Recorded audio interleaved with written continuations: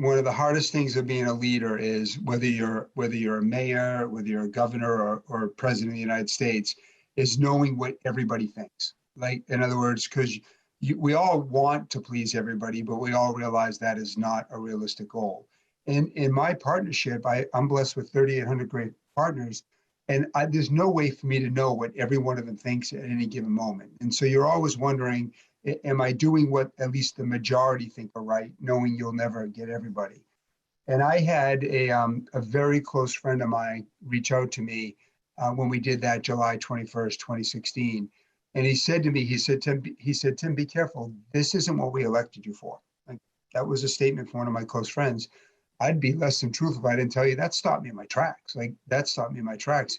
It'd be one thing if it came from like someone who dissents against everything, but this was one of my closest friends who said, Tim, be careful. Like, it's not what we elected you for.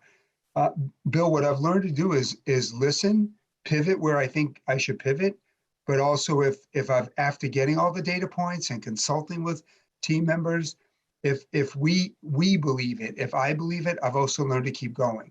Now, I think part of being a leader is, like, the textbook answer to that question is grin and bear it, go with what you believe in, but that's not realistic. Like, you need to be willing to pivot if you've adjusted. I shared with that story with that young man from the Midwest. I had to pivot my messaging because he was right. Like, it caused me to think differently. So no doubt about it. Like, I've taken a lot of body blows. That comes with the territory. I'm okay with that.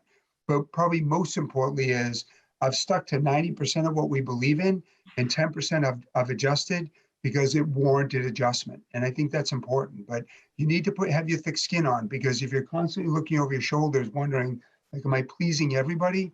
Like, you're not cut out for the role.